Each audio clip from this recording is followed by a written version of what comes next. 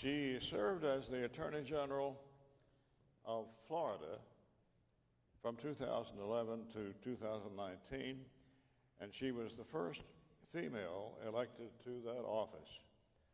On day one of her new role, Attorney General Bondi issued 14 directives, and she hasn't slowed down at all. In fact, just last week, she announced a major blow to the cartels that I just referred to. So, question one, we're going to do a conversation with the Attorney General, and we want her to feel free to take off on any subject that she desires. But let me pose a question or two. Attorney General Bondi, it is wonderful to see you back here. She was here on the very first of these summits 14 years ago, and she's been back a time or two more, and we're thrilled.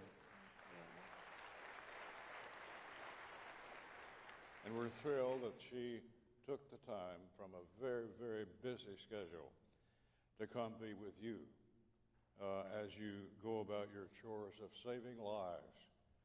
That's her goal and ambition. First, let me congratulate you, Madam General, on your promotion as the 87th Attorney General and our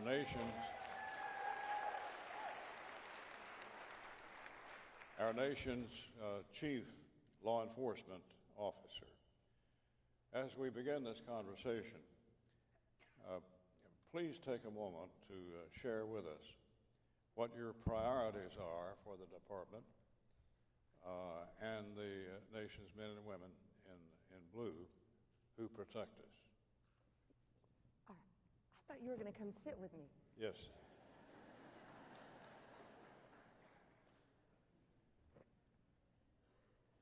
Excuse me.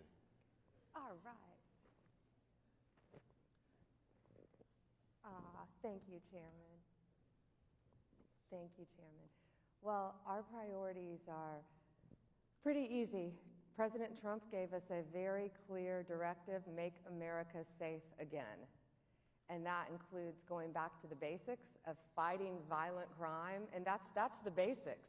Getting the bad guys off the street, the bank robbers, the armed robbers, the murderers, the violent criminals, the gangs who are bringing all these drugs in our country, but also eradicating drugs from our country. And it's all kinds of crime. And now we're looking at what they did, Chairman, with Tesla.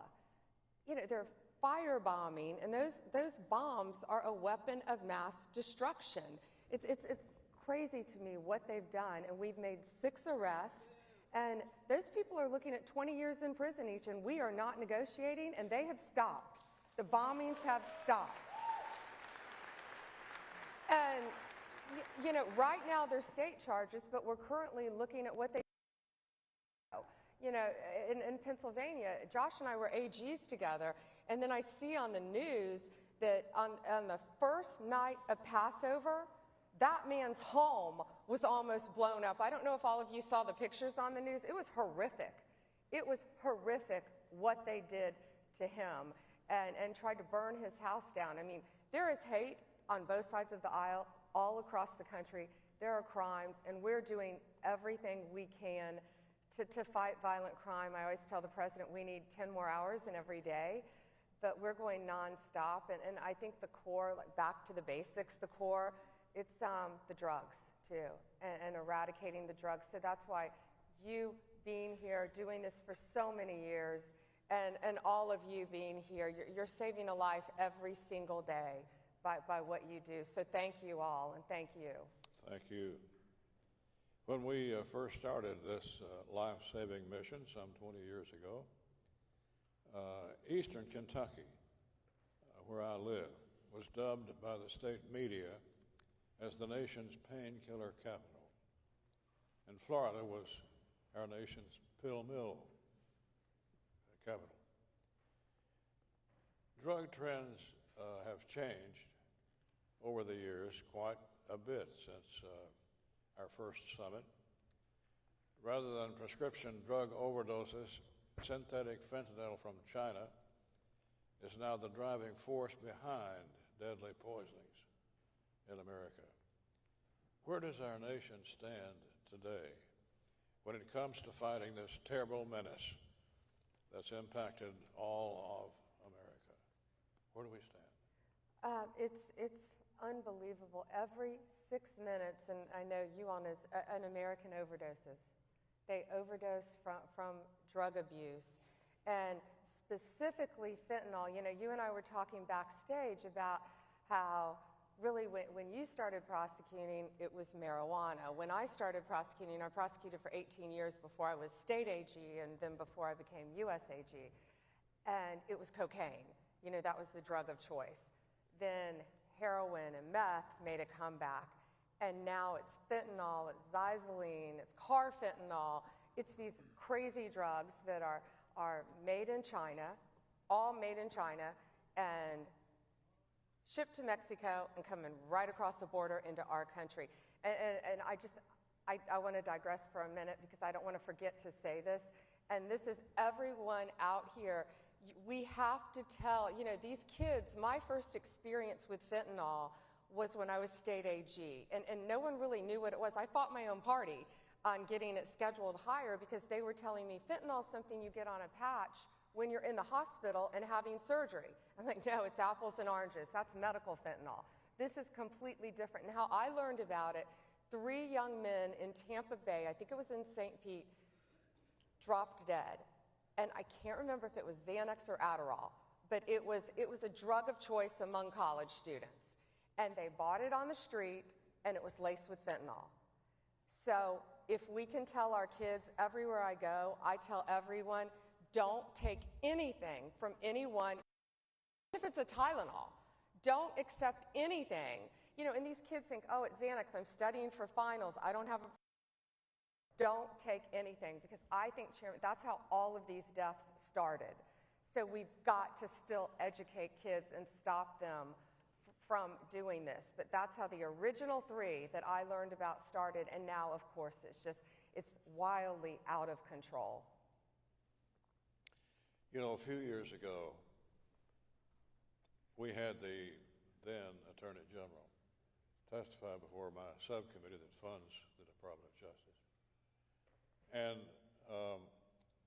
at that time, Florida was the home of the pill mills.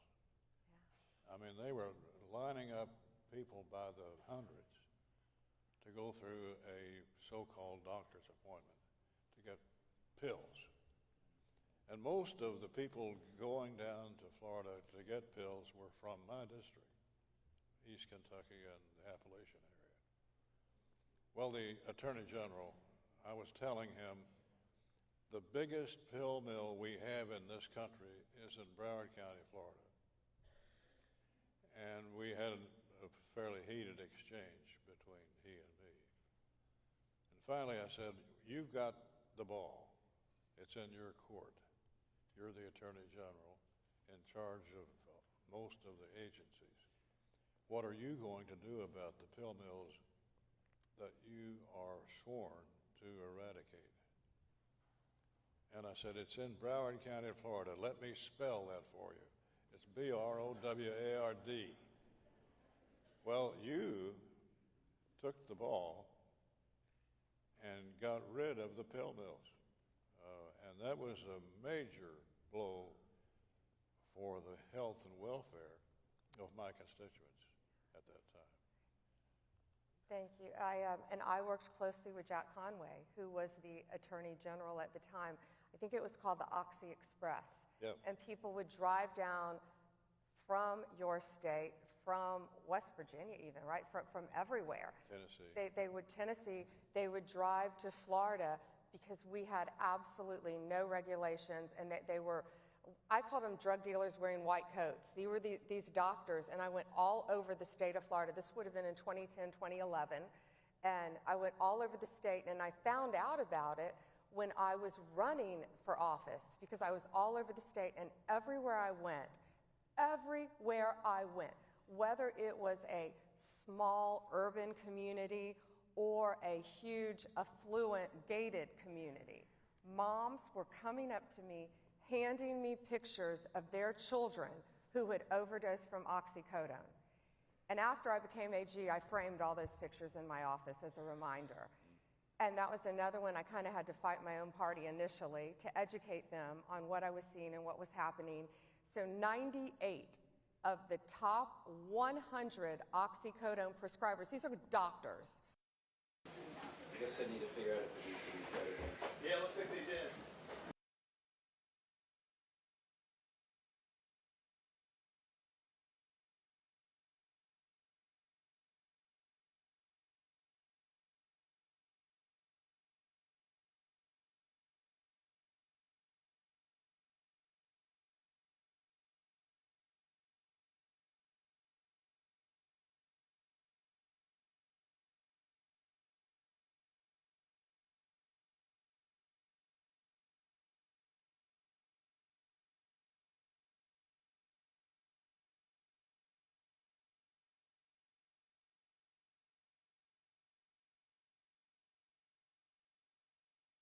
Whether it's cocaine, whether it's fentanyl, whether it's meth, whether it's heroin.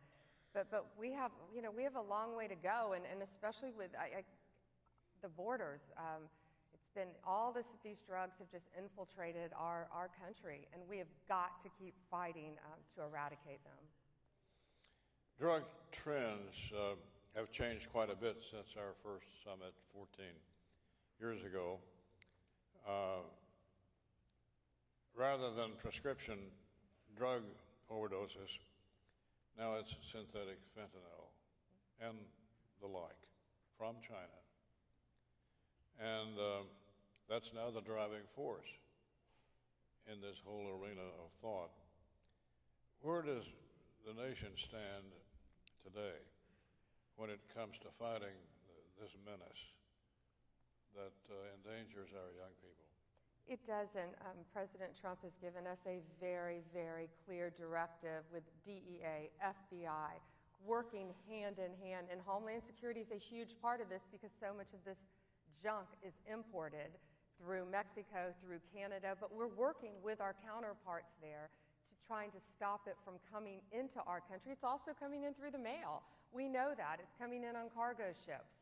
So to back up a second, we just seized in Miami. Last week I was in Miami, and they're mixing this with fentanyl, so this is very important. $500 million of cocaine, $1 billion on a ship coming into our country, and that's pure cocaine before it's cut with the baking powder or the baby, whatever they put in it, the baby powder, the baking soda. They cut it with all this stuff, but they're also lacing it with fentanyl to get people so highly addicted. So we made a huge arrest there, working with the Coast Guard, working with all our partners, our U.S. attorneys down there. We seized, I wrote a note so I got it right, in 2025, just in this year, we have seized 21.5 million fentanyl pills. That's crazy though. And 3,100 pounds of fentanyl. But think how many millions of lives were saved by taking that off the street. We're getting it, whether it's a nightclub in Colorado or a drug warehouse in Washington State or somewhere in Southern California. It's all over the country. But working hand in hand with all of my law enforcement agencies, ATF, DEA, FBI, especially DEA on these, but also, again, with Homeland Security, and we all work so well together. We're doing everything we can to get this trash off our streets. Bless you. Well, we've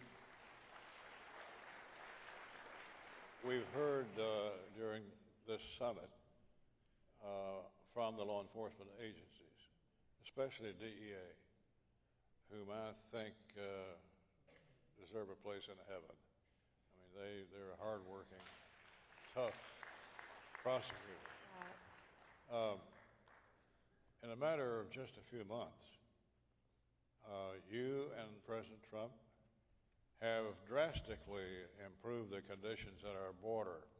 And I want to thank you for that. That's the most important thing perhaps, that we've seen happen. What do you say about that border and what we need to do? Well, President Trump closed the border right away. Listen, I went to that border in September. I went to that border with my friends Laura Trump and Morgan Ortagus. There is nothing humane happening at that border.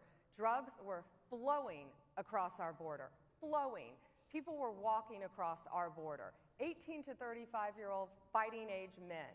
I saw firsthand passports, driver's license, photo IDs just dropped at the other side of the border. And without an ID, they could walk right in. A Chinese national carrying fentanyl could say, "Oh, I'm from Cuba." And they had to believe him if he didn't have ID and let him into our country. It was horrific. And it would take another half an hour or more to talk about the human trafficking, which is another obsession of mine, the sex trafficking, the unaccompanied children coming across the border. Because if you posed as a family unit, it's much easier to walk into our country.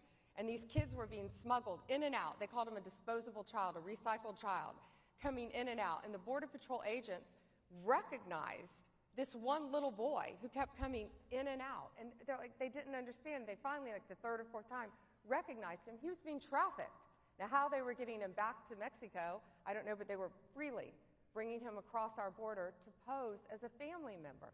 So these are the cartels. Cartels grew wildly profitable during the last administration. They did. They're multi-billion-dollar businesses. Look at the cocaine I talked about that we just seized. But they're multi-billion-dollar businesses, and it's flowing into our country. And President Trump said, no more, it's going to stop. No more human trafficking, no more drugs across our border, and we're doing everything we can to stop it. But so many of these drugs are already in our country, and that's why all of you in this audience and you, Chairman, have such a vested interest in this and helping these victims and getting these drugs off our streets. CDC recently released a promising report featuring a historic reduction in overdose deaths nationwide. Nearly 30% over the last year. And I expect that number to get even better when the borders are almost perfectly secure, that you and the President have engineered. Please share with us your idea of the importance of having that secure border and what it might mean for the fight against fentanyl and others. Well, it's going to make it a lot tougher for these cartels to get into our country. Sinaloa, there are so many major cartels in our country. Just within the last few days, we arrested a Sinaloa cartel member in Greensboro, North Carolina. What else? 27 members of TDA who had come right across our border were arrested in Oregon, Florida, and New York. And all these, and when I talk about the gangs and the border, these are not people coming to America for a better life. TDA, MS-13, they are terrorist organizations. They are highly organized. Their structure is like a corporate structure. They have, in D.C. a couple weeks ago, we arrested one of the top members of MS-13 living half an hour outside of outside of D.C., in Virginia. They have infiltrated our country. It's organized crime at its worst. They're dealing drugs. They're dealing firearms. This guy had 5 firearms on him, living in a very nice residential neighborhood.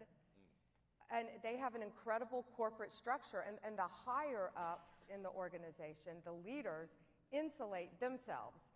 So we worked with Governor Youngkin in Virginia, and it's everyone working together. It's a task force that we all started partnering with states who want to work with us. And that's how we're securing our borders, by getting the people who are already here off of our streets, and that's stopping the drug flow throughout the country. We also recently sentenced a man who was arrested with 14,500 fentanyl pills, and that was in Washington State. So this stuff is all over our country. It's all over our country, and it's killing our kids, it's killing adults, and people are getting highly addicted. So that's why the securing the borders are of utmost importance, but it's got to be it's multifaceted. You know, we can secure the borders as best we can, but then the drugs are already in our country, and the gangs are already in our country, the cartels are already in our country. So it's keeping Americans safe and getting those violent criminals off our streets. Well, congratulations on all of those great accomplishments. In February, you announced the arrests of 29 Mexican cartel members, including a kingpin who'd been on the DEA's top 10 list for 4 decades. Congratulations for that effort. Thank you. Thank you. By the way, that individual was accused of killing a DEA agent, Kiki Camarena, in the 1980s. What more can we expect from your department as it tackles these long-standing, deeply rooted criminal organizations? More of what I've been talking about, more of what you're seeing, and the drug kingpin that you just referenced. I get a credit for a lot, but it's a team effort. It's not. First, it's all Donald Trump. It's his directive, and everything we do is working with him to keep America safe. If you've ever heard that man open his mouth, he is anti-drugs. And so that was, this guy was Rafael Quintera, and this was a lot of hard work by Marco Rubio in the State Department because he was in Mexico, and he had escaped multiple times. So he killed Kiki Camarena in the 80s. They not only killed him, they tortured him. And Kiki Camarena's family has had to live with this since the 80s. And I got to be part of the phone call to call his widow and his son and tell them that this monster is in custody and was on a plane, and we were all there to greet him when he came back to our country. And will face life in prison. He will be prosecuted in our country, and he will face life in prison. And Kiki's son, Chairman, is a circuit court judge. And we got to FaceTime with his son and talk to his son. And a little trivia is that after his father was tortured and killed, Mrs. Camarena gave her son, who's now the judge, her husband's handcuffs from DEA when he was an agent. And they had them engraved. And guess who was handcuffed with his father's handcuffs in the US of A? Not a great story. So it may take a while sometimes, but they are getting to see justice. And hearing this widow crying for something that happened to her husband in the 80s and her son who's now a judge, that's why we do what we do. Yeah. If we can save one life, lock up one bad guy every single day, then hopefully we're making a difference. And the same thank you with what you're doing throughout our country to fight for victims of crime, and all of you. Thank you. President Trump has designated several of these cartel groups and several other people as foreign terrorist organizations. What does that mean?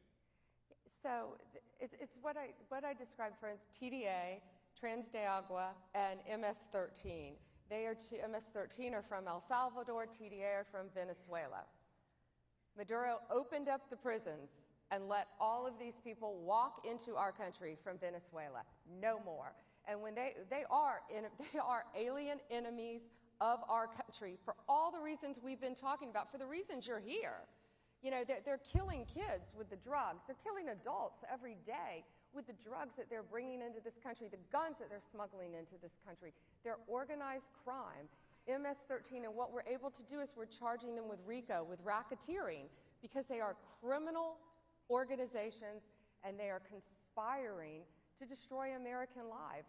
So we've been prosecuting them that way. I just talked about the one we arrested in Virginia. in Miami, I was in Miami, all the days run together, I think that was 2.5 weeks ago, in Miami, but there were, and I met with the victims' families there, there was a horrific murder where a young man was not a member of the gang, but to rise up in these gangs, to become in the top leadership, you have to kill someone. So it was a cold case. It had been around for a very long time. And these 4 individuals, there were about 11, but 4 were still on the run. And they captured them. All FBI did a great job working with DEA, working with Homeland. Everyone works together. It's a team effort. But they captured these 4 guys. And so what they did to this victim, we had to use an interpreter. I had the families in with us, and these moms were just crying, so relieved that these monsters are off the street now because they're charged with the murder of her son. One of them coerced him to come somewhere with him, and then they stabbed him. I saw the pictures, I saw the crime scene photos, over 100 times. And these guys have been on the run for a very long time, and we got them off the street. One was living in the Northeast, I can't remember which state now. One was living right in Fort Lauderdale, Miami area still. And one, have you all heard of the Villages? It's a high-end retirement community in Florida. Yeah. Ready for this? One was hanging drywall in the Villages, living among us. And they were able to capture them, catch them. They're now in custody, and they will be prosecuted as the terrorists and the murderers that they are. And they thought they got away with it. Yeah. Let me ask our guests a question. Do you feel better about things with her in charge? Huh?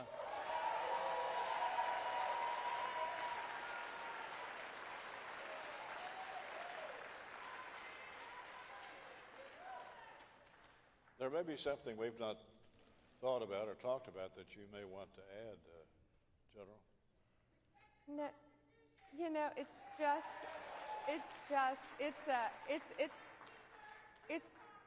a group effort, and it's DEA, FBI with Kash Patel. We have Terry Cole coming in who's going to run DEA. We're going to have a great new leader of the Bureau of Prisons.